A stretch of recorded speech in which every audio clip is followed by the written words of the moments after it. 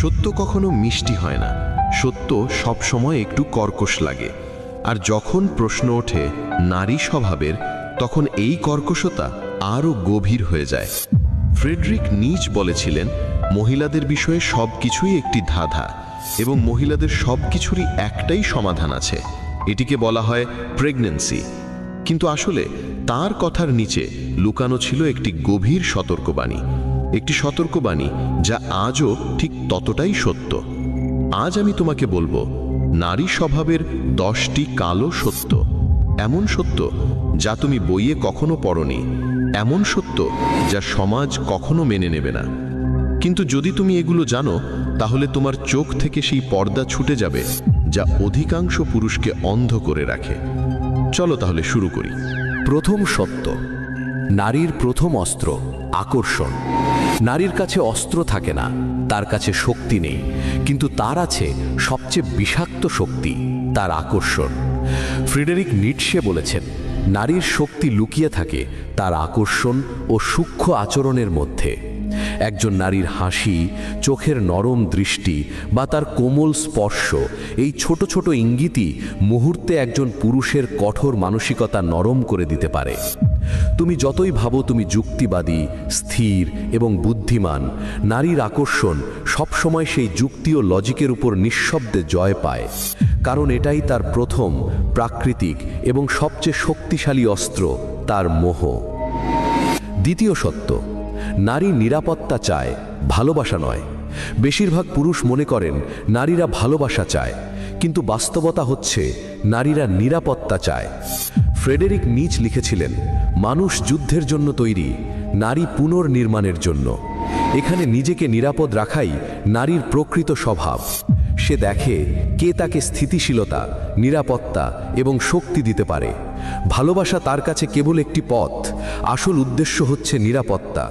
এই জন্য নারী প্রায়শই সেই পুরুষটিকেই বেছে নেয় যিনি সবচেয়ে নিরাপদ ও শক্তিশালী মনে হয়, তাকে না যে পুরুষ তাকে সবচেয়ে বেশি ভালোবাসে। তৃতীয় সত্য, নারীর জন্য পুরুষ একটি মাধ্যম। এই কথা শুনে তোমাকে কষ্ট লাগতে পারে, কিন্তু এটি কড়া বাস্তবতা। একজন নারীর কাছে পুরুষ কখনোই উদ্দেশ্য হয় না। সে পুরুষকে প্রায়ই একটি মাধ্যম হিসেবে দেখে, কখনো নিরাপত্তার জন্য, কখনো সামাজিক মর্যাদার জন্য, কখনো নিজের ইচ্ছা পূরণের জন্য। ফ্রেডরিক নিচে বলেছেন, নারীর সব কিছুই একটি ধাঁধা, এবং নারীর সব কিছুরই এক সমাধান আছে, তা হলো পুরুষ। অর্থাৎ নারীর খেলা পুরুষকে ঘিরেই ঘোরে, কিন্তু এখানে কৌশল হলো পুরুষ ভেবে বসে যে সে কেন্দ্র, বাস্তবে সে শুধু একটি মাধ্যম। ভাবো, অনেক নারী এমন পুরুষের সঙ্গে বিয়ে করে যাকে তারা সত্যি ভালোবাসে না। কেন করে? কারণ সেই পুরুষের থেকে তাদের কিছু পাওয়ার কারণ থাকে, কখনো সামাজিক সম্মান, কখনো আর্থিক নিরাপত্তা, কখনো পরিবার গঠনের সুযোগ। আর যখন সেটা পূরণ হয়, প্রায়শই নারীর প্রবণতা বদলে যায়। তখন পুরুষ হতবাক হয়ে যায়, আমি সব করেছি, তারপরও সে সুখী নয় কেন? আসলে সে কখনোই তোমাকে উদ্দেশ্য ধরে চলেনি, সে তোমাকে শুধু একটি মাধ্যম ধরেই চলেছে। এই কারণে পুরুষ বারবার হৃদয় ভাঙার অভিযোগ করে, কারণ তারা নারীকে উদ্দেশ্য ধরে নিয়েছিল, অথচ নারী তাকে কেবল মাধ্যম মনে করেছে। যদি তুমি এটা বুঝে যাও, কখনো ভুল প্রত্যাশা করবে না। চতুর্থ সত্য, নারীর নিষ্ঠা সবসময় শর্ত সাপেক্ষ। পুরুষরা প্রায়ই মনে করে যদি তারা কোনো নারীর প্রতি আন্তরিক ভালোবাসা দেখায়, তাহলে সেই নারী সারা জীবন তাদের পাশে থাকবে।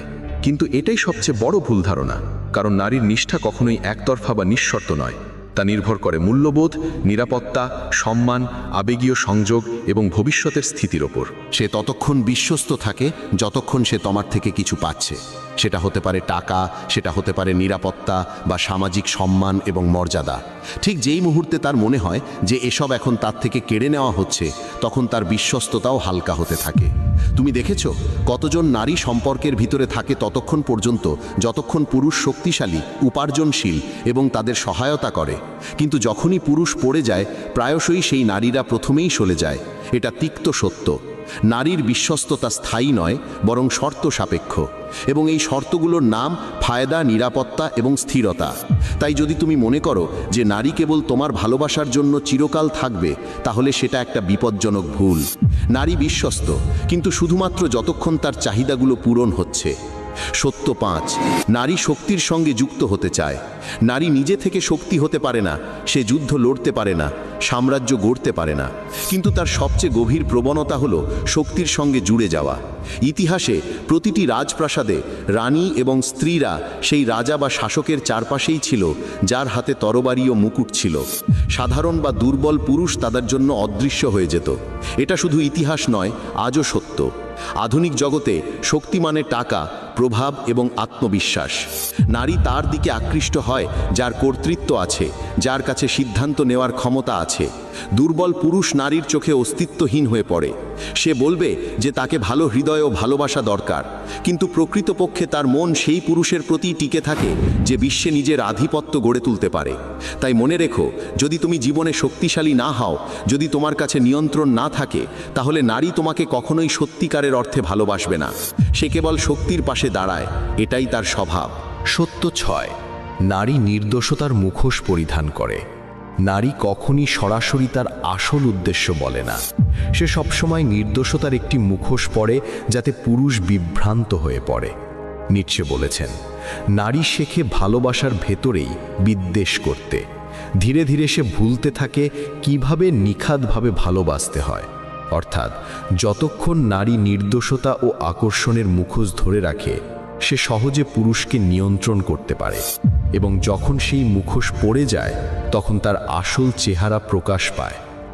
সত্য 7, নারী কখনো তৃপ্ত হয় না। এটা সম্ভবত সবচেয়ে কড়া কথা। নারী পুরোপুরি কখনোই সন্তুষ্ট হয় না। সে সবসময় চায় বেশি, আরও চায়। নিটশে বলেছিলেন, প্রেম ও প্রতিশোধে নারী পুরুষের তুলনায় বেশি পরাক্রমশালী। অর্থাৎ নারীর স্বভাব সবসময় বিক্ষিপ্ত, সবসময় লালায়িত এবং সবসময় অতিরিক্ত। সে কখনোই থামে না, না সম্পর্কে, না ইচ্ছায়, না প্রত্যাশায়। সত্য 8, নারীরা আবেগ নিয়ে খেলায় নিপুণ। পুরুষ প্রায়শই যুক্তি নিয়ে কাজ করে, কিন্তু নারী সবসময় আবেগের খেলা খেলতে জানে। সে জানে সরাসরি যুক্তি দিয়ে পুরুষকে পরাজিত করা যায় না, তাই সে আবেগকে অস্ত্র বানায়। অপরাধবোধ, কাঁদা, নীরবতা, অভিযোগ এসব তার সবচেয়ে শক্তিশালী অস্ত্র। নিটশে বলেছিলেন, যখন একজন নারীর মনোবৃত্তি বিশ্লেষণ হয়, প্রায়শই তার আবেগে কিছু ত্রুটি ধরা পড়ে। অর্থাৎ তার আসল শক্তি আবেগকে মোড়ানোর ক্ষমতাতেই লুকিয়ে আছে, এবং এই কারণেই পুরুষ প্রায়ই জালে পড়ে যায়। ট্রুথ 9, নারী প্রতিযোগিতায় নির্মম। তুমি ভাবো নারী দয়ালু, কিন্তু সত্য হলো একজন নারী অন্য নারীদের সঙ্গেই সবচেয়ে কঠোর হয়। তার কাছে প্রেমের চেয়ে বড় যুদ্ধ হলো অন্য নারীদের পিছনে ফেলে এগিয়ে যাওয়া। এজন্যই সে সুন্দর দেখাতে, নজর কাড়তে, প্রতিযোগিতায় জিততে সকল সম্ভব কৌশল ব্যবহার করে। সে কখনো প্রকাশ্যে লড়াই করবে না, বরং আড়াল থেকে আঘাত করবে। এটাই তার কৌশল, আর এটাই তার প্রকৃত খেলা। সত্যের শীর্ষে দাঁড়ানো এই বাস্তবতা হলো, নারী কখনো তোমাকে পুরোপুরি নিজের করে নিতে দেবে না। নিটশে বলেছিলেন, তুমি কি কোনো নারীর কাছে যাচ্ছ, তোমার সঙ্গে চাবুক নিতে ভুলে যেও না। কথাটি শুনতে কঠোর লাগলেও এর অর্থ নারীকে অত্যাচার করা নয়। এর আসল সতর্ক বার্তা হলো, যদি তুমি তাকে সম্পূর্ণ নিয়ন্ত্রণ করতে দাও, সে একসময় তোমাকে নিজের দাসে পরিণত করবে। নারী সবসময় চাইবে পুরুষ তার চারপাশে ঘুরে বেড়াক, কিন্তু যদি পুরুষ নিজেকে তার কেন্দ্রবিন্দু বানিয়ে ফেলে, তবে সে তাকে কখনোই সম্পূর্ণভাবে নিজের করে নেবে না। এটাই শেষ সত্য। নারী তোমাকে সবসময় কিছুটা অসম্পূর্ণ অবস্থায় চাইবে, যাতে তোমাকে নিয়ন্ত্রণ করতে পারে। এখন তুমি ভাবছো, তাহলে কি নারীরা খারাপ? না, এটি তাদের স্বভাবের সত্য। সমস্যা হলো, পুরুষ এই সত্যগুলো দেখতে চায় না। সে মিষ্টি মিথ্যার ভেতরই বাঁচতে চায়। কিন্তু যদি তুমি সত্যকে দেখতে পারো, তুমি মুক্ত হয়ে যাবে। কারণ শক্তি শুরু হয় সেই স্থান থেকে যেখানে ভ্রম ভেঙে যায়। আর আজ তোমার সেই ভ্রম ভেঙে গেছে। মনে রেখো, নারীকে বোঝা তোমার উদ্দেশ্য নয়। তোমার উদ্দেশ্য হওয়া উচিত নিজেকে এতটাই শক্তিশালী করে তোলা যেন কোনো খেলা, কোনো প্রতারণা, কোনো বিভ্রম তোমাকে নিচে নামাতে না পারে। নিটশে বলেছিলেন, বিকাম হু ইউ আর। আর এটাই তোমার সবচেয়ে বড় কাজ। নিজেকে চিনো, নিজেকে শক্ত করো, এবং নিজেকে এত উঁচুতে তুলো যে কেউ তোমাকে নিয়ন্ত্রণ করতে না পারে। জীবন সম্পর্কে এইরকম শক্তিশালী ট্রিকের জন্য জীবনোলজি বাংলা চ্যানেলকে সাবস্ক্রাইব করতে ভুলবেন না। অনেক ধন্যবাদ।